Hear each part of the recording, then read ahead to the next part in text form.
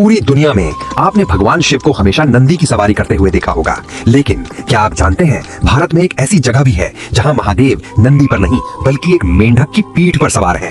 और हैरानी की बात यह है कि यहाँ नंदी बैठे नहीं है बल्कि अपने प्रभु शिव को देखने के लिए खड़े हैं। कहा जाता है इस मंदिर में मांगी गई मुराद कभी खाली नहीं जाती। लेकिन सवाल ये है, आखिर एक राजा को मेंढक का मंदिर क्यों बनवाना पड़ा? इस रहस्यमयी कहानी की उम्र है करीब 200 साल।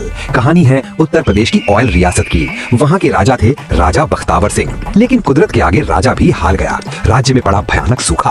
प्रजा पानी की एक एक बूंद के लिए तरस रही थी। और दूसरी तरफ राजा का अपना आंगन भी सूना था। कोई पुत्र नहीं, कोई वारिस नहीं जो आगे चलकर गद्दी संभाल सके। राजा पूरी तरह टूट चुके थे। तभी राज्य में हुआ एक चमत्कारी आगमन।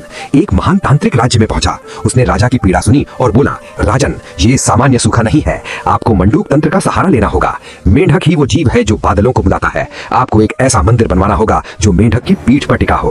पूरी सभा हैरान रह गई, लेकिन राजा ने तांत्रिक की बात मान ली। मंदिर का निर्माण शुरू हुआ और ध्यान रखिए, इस मंदिर में न सीमेंट लगा न चूना। इसे अमर बनाने के लिए पत्थरों को जोड़ा गया उड़द की दाल और गुड़ के पेस्ट से। जमीन से 100 फीट ऊपर एक विशाल पत्थर का मेंढक बनाया गया और उसी की पीठ पर खड़ा किया गया ये भव्य शिव मंदिर। मंदिर बन चुका था, लेकिन अब बारी थी प्राण प्रतिष्ठा की। राजा स्वयं नर्मदा नदी गए, वहां से लाए पवित्र नर्मदेश्वर शिवलिंग। और जैसे ही पूजा शुरू हुई, आसमान में काले बादल छा गए और फिर झमाझम बारिश। पूरा राज्य पानी से भर गया। सूखा खत्म हुआ और कुछ समय बाद राजा को मिला पुत्र रत्न। महादेव ने राजा और प्रजा दोनों की सुन ली थी। आज भी उत्तर प्रदेश के लखीमपुर खीरी में ये अनोखा मंदिर शांत, स्थिर और आस्था से भरा खड़ा है, जहाँ शिव आज भी मेंढक की पीठ पर विराजमान है। जय महाकाल।